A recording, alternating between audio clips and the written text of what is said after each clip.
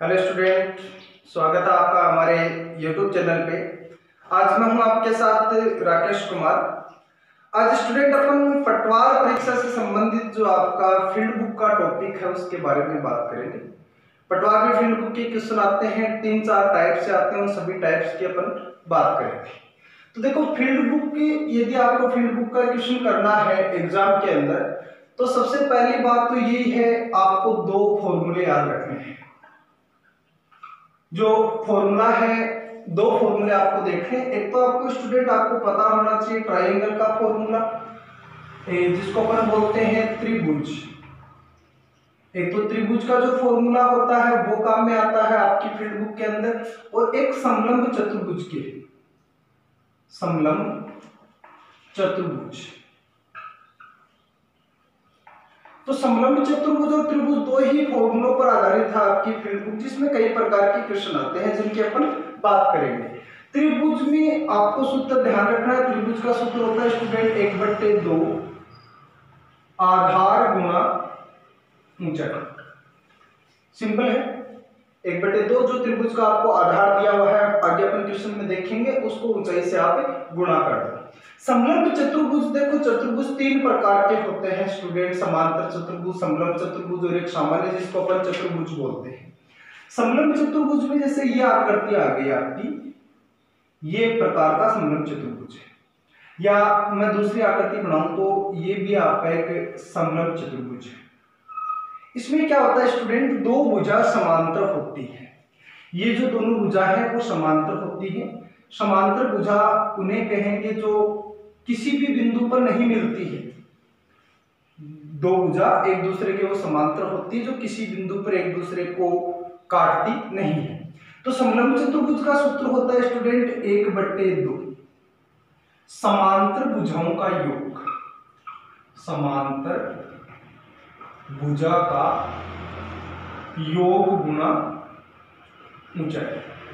ये 2 ही सूत्र आपको याद रखने हैं। पहला ट्रायंगल का 1/2 आधार गुणा ऊंचाई, दूसरा समलंब चतुर्भुज का 1/2 समांतर भुजाओं का योग गुणा ऊंचाई।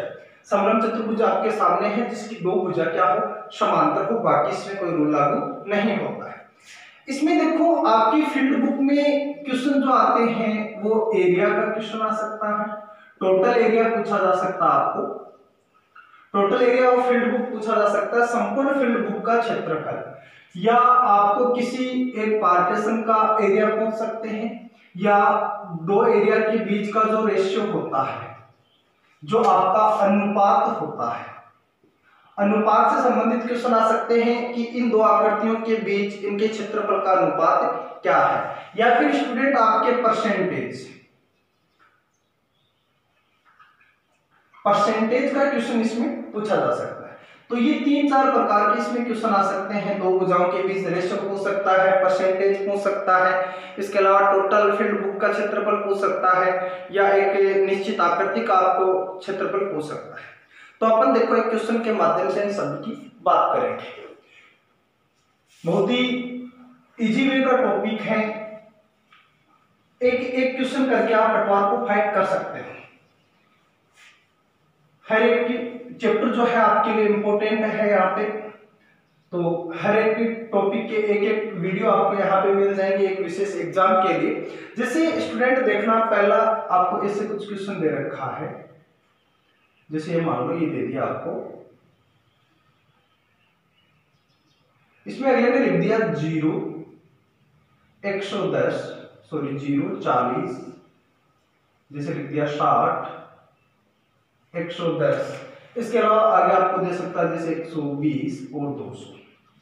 ठीक है, इसमें स्टूडेंट जैसे आपके 60 के इस तरफ अगले ने लिख दिया, 40 के इस तरफ 60, इधर लिख दिया 80, 110 पे आपको दे दी कोई संख्या जैसे 90, और यहाँ पे जैसे मान लो आपको कोई संख्या दे दी 70। ऐसा क्वेश्चन आता है और आपको बोलता है कि इस फील्ड बुक का क्षेत्रफल निकालिए, इस फील्ड बुक का क्षेत्रफल निकालिए, या किसी भी 2 के बीच आपको पूछ सकता है। तो सबसे पहले आपको इसकी फील्ड बुक बनानी होगी। तो इसकी फील्ड बुक बनाने के लिए आप क्या करोगे, एक सीधी रेखा खींच लेते हैं, जिसमें नीचे नीचे अपन लिख देंगे 0 और ऊपरी ऊपर कितना लिख देंगे, जो अपन को संख्या दे रखी है 200। अब 0 से ऊपर चलो, यहां पे पॉइंट ले लो आप स्टूडेंट 40, ये 40 हो गया, यहां पे ले लो 60, यहां पे 110 और यहां पे 120। अब देखो यहाँ पे 40 की इस तरफ आपको दे रखा है 60, 40 के साइड में आपको क्या दे रखा है 60, तो एक रेखा खींच के मैंने इस पे लिख दिया 60 और फिर इन दोनों को आपस में मिला दिया। आगे मुझे ऊपर 120 के इस साइड में दे रखा है स्टूडेंट 70, ठीक, और 110 के साइड में दे रखा आपको 90 और 60 के इस तरफ दे रखा 80। अब इन सभी को आप एक दूसरे से मिला दीजिए। जब आप एक दूसरे से इनको मिलाते हो तो आपकी एक फील्ड बुक बन जाती है। अब एग्जाम में दोनों तरह से आपको क्वेश्चन दिया जा सकता है।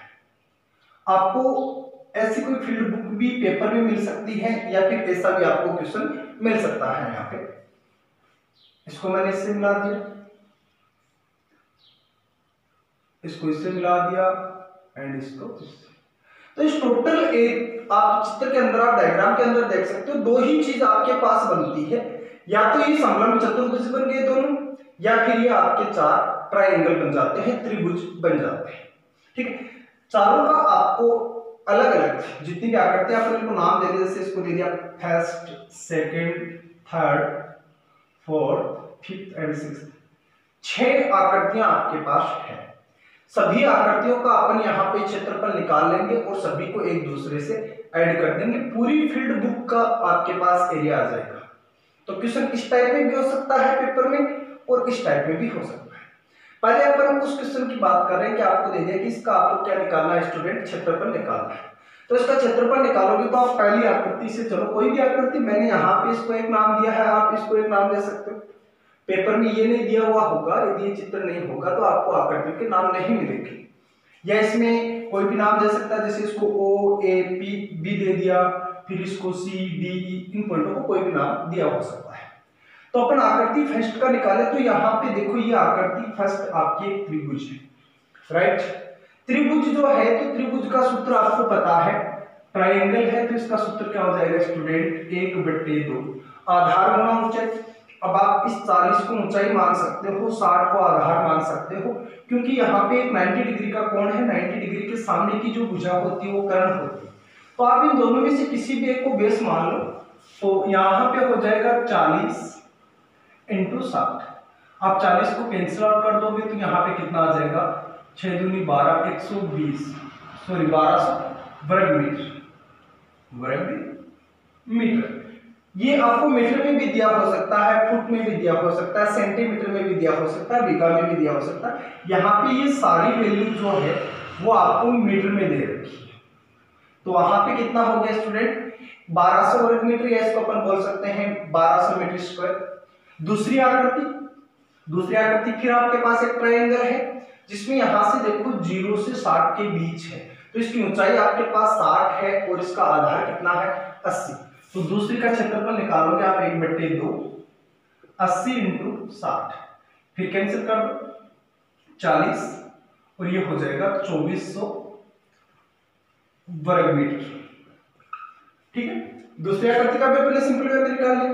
तीसरी आकृति यहाँ पे देखो स्टूडेंट, एक समलंब चतुर्भुज है, और समलंब चतुर्भुज का सूत्र मैंने आपको प्रारंभ में बताया था, 2 ही सूत्र याद रखने हैं। तो समलंब चतुर्भुज का हो जाएगा 1/2। यहाँ पे देखो ये दोनों समांतर भुजा है, एक 90 दे रखी है, एक आपको 80 दे रखी है, दोनों का योग कर दो, 90 + 80 आपके हो जाएंगे 170, तो इंटू 170 इंटू इसकी ऊंचाई। यहाँ पे देखना है 60 से स्टार्ट होता है 110, इसके बीच, तो 110 में से अपन 60 घटाएंगे, कितने हो जाएंगे स्टूडेंट 50, तो ये आ गया आपका 50। ठीक है, अब इसमें इसको कैंसिल कर दो, तो 170 में आप भाग दोगे कितने आ जाएंगे 85, इन दोनों को गुणा कर दोगे तो 0 आ गया, 25, 2, 8 पंजो 30 और 2 32, तो 3250 वर्ग मीटर, सॉरी 8 पंजो 40 और 2 42, 4250 वर्ग मीटर। ठीक है, तीसरी आकृति का भी अपन ने निकाल लिया। सेम इसी प्रकार चौथी का निकालो तो चौथी भी एक समलंब चतुर्भुज है जिसमें यहाँ 40 के बाद में स्टार्ट होते हैं, कहां तक जाते हैं अपन 120 तक। 40 और 120 के बीच कितना मान बच गया स्टूडेंट, ये 80। ये टोटल लंबाई जो है वो आपकी ऊंचाई जो दे रखी है वो कितनी है 80। समांतर भुजाओं में एक 70 है और एक 60 है, तो यहाँ चौथी आकृति का आ जाएगा 1/2 इंटू 60 और 70 हो जाएंगे आपके 130 इंटू 80। ठीक है, अब इसको कैंसिल कर दोगे आप तो ये आ गया 40, इसको गुणा करोगे तो हो जाएगा 0 0 और 13 चौक 52, तो ये हो गया स्टूडेंट 5200 वर्ग मीटर। ठीक है, चौथी आकृति का भी निकाल लिया। पांचवी आकृति आपका फिर से ट्रायंगल है जिसकी एक भुजा 90 मीटर है और एक ये आप 110 में से 200 में से 110 घटाओगे तो कितने बच जाएंगे, यहाँ पे भी 90। तो पांचवी आकृति का जो क्षेत्रफल निकलेगा वो हो जाएगा 1/2 90 इंटू 90, कैंसिल करोगे आप कितने हो जाएंगे स्टूडेंट 45। तो 0 9 5 45 अब 4 हो जाएगी और 9 चौक 36 और 4 40 4050 वर्ग मीटर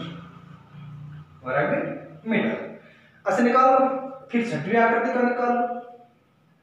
तो छठवीं आकृति भी यहाँ पे ट्रायंगल है आपके पास 120 और 200 के बीच, तो ये जो डिस्टेंस होगी स्टूडेंट वो 80 होगी और ये आपको दे रखा है 70।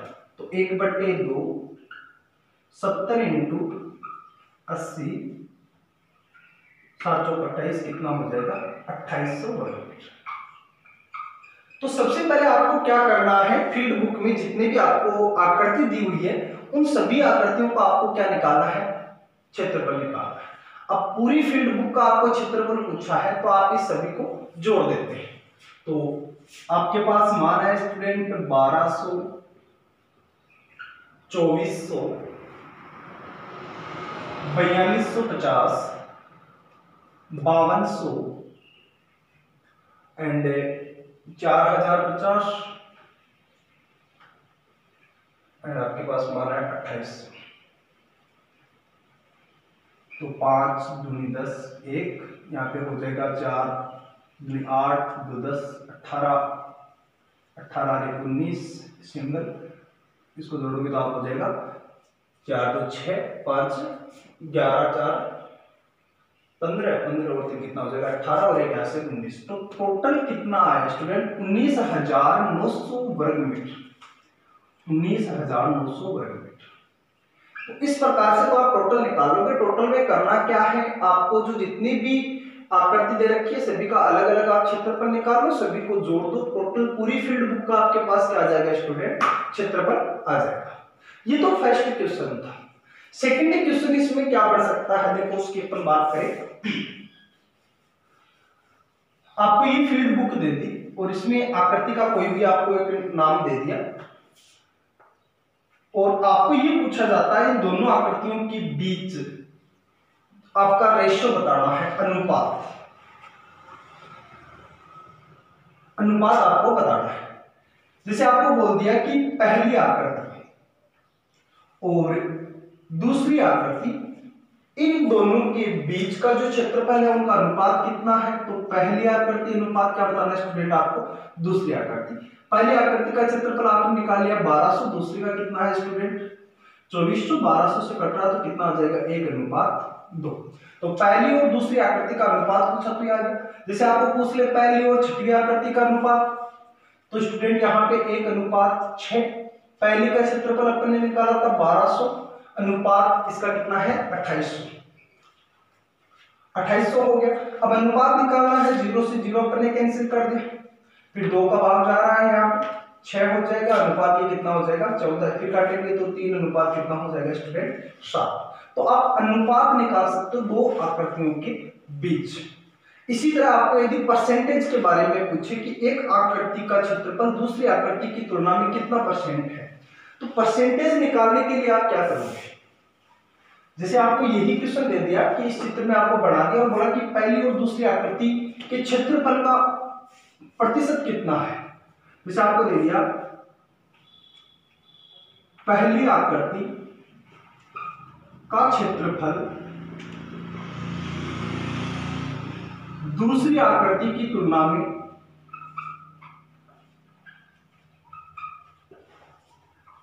कितना प्रतिशत है। ठीक है, तो प्रतिशत में आपको पूछे तो आपको दोनों के आपके पास है, पहली आकृति का क्षेत्रफल आपके पास है स्टूडेंट 1200 वर्ग मीटर, एंड दूसरी आकृति का जो क्षेत्रफल है वो दिया हुआ है आपको 2400 वर्ग मीटर। तो सबसे पहले तो आपको क्या करना है, इन दोनों को माइनस करना। जो बड़ी संख्या है उसमें से छोटी संख्या माइनस करना। 2400 में से 1200 माइनस करोगे कितने बचेंगे स्टूडेंट, 1200। दोनों आकृतियों के बीच का अंतर निकाल लेते हैं। अंतर अपन ने निकाल लिया। अब जिसकी तुलना में पूछा, जैसे पहली का पूछा है दूसरी की तुलना में, जिसको भी तुलना में पूछा है उसका जो क्षेत्रफल होता है उसका अपन भाग दे देते हैं और 100 से गुणा कर दो। तो पहली की तुलना में यहाँ पे पहली आकृति का दूसरी की तुलना में आ जाएगा। तो सबसे पहले क्या करना, अपन को दोनों आकृतियों के बीच का अंतर निकालना है। अंतर निकालने के बाद जिसकी तुलना में पूछा उसका भाग देकर कितने से गुणा करना है, 100 से। अब आप इसका भाग दोगे तो स्टूडेंट कितना आएगा, 1/2 × 100। फिर कैंसिल करोगे कितना आ जाएगा, 50%। तो पहली आकृति का क्षेत्रफल दूसरी आकृति की तुलना में कितना है स्टूडेंट, 50%। हमें यहाँ पे भी दिख रहा है क्योंकि इसका 1200 है, इसका 2400, इसका डबल है, तो आप डायरेक्ट भी बता सकते हो। लेकिन ऐसी संख्या ना हो जिसको अपन डायरेक्ट नहीं बता सकते, तो इसको अपन इस प्रकार से कैंसिल आउट कर सकते हैं। जैसे मान लो आपको दे दिया पहली आकृति की तुलना में छठवीं आकृति का क्षेत्रफल कितने प्रतिशत है, तो छठवीं आकृति का पूछा है यहाँ पे किसकी तुलना में स्टूडेंट, आपको पहली की तुलना में। तो आप इसको कैसे निकालोगे, तो छठवीं आकृति का क्षेत्रफल आपके पास है 2800 और पहली आकृति का क्षेत्रफल कितना है स्टूडेंट आपके पास 1200। वही करना है, दोनों का माइनस कर लो। तो दोनों का माइनस करोगे तो 2800 में से 1200 बैठाओगे कितने बचेंगे स्टूडेंट, 1600।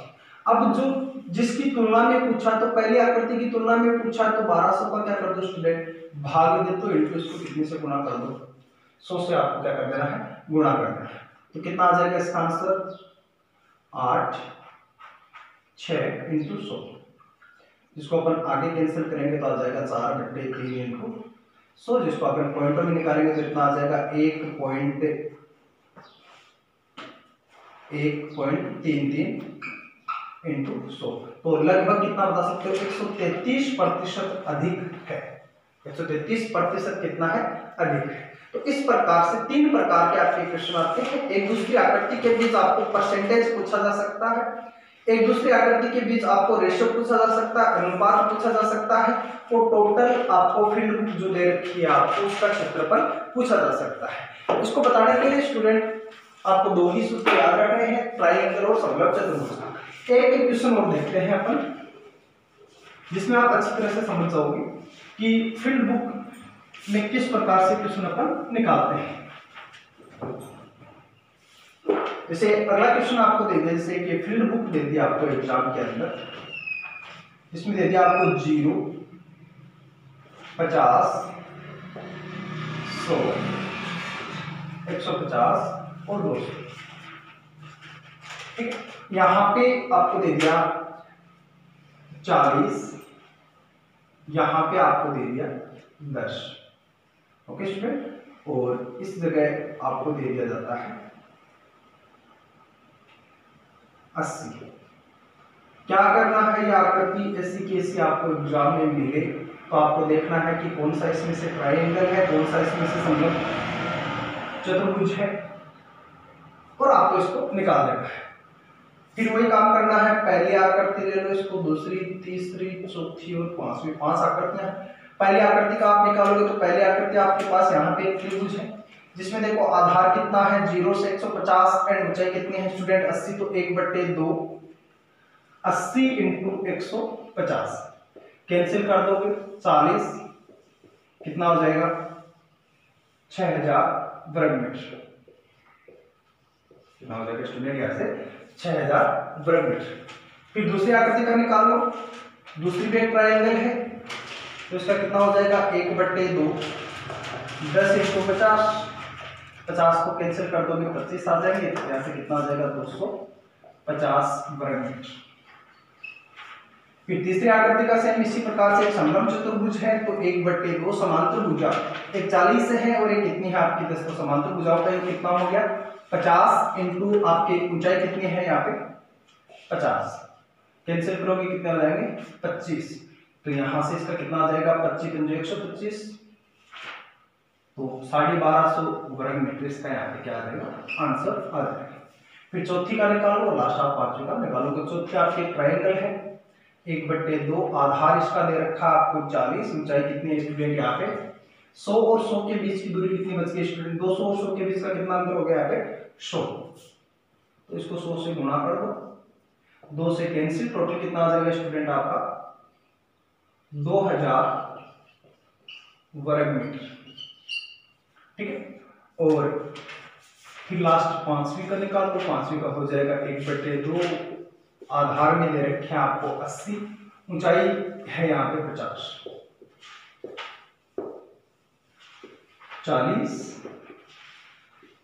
कितना आ जाएगा स्टूडेंट 2000 वर्ग।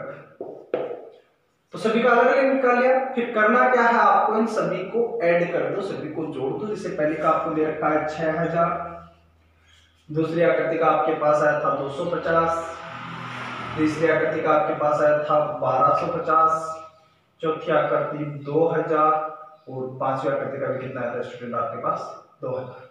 तो इसको जोड़ोगे तो इतना आ जाएगा 10 4 5 और यहाँ से आपके 6 5 11।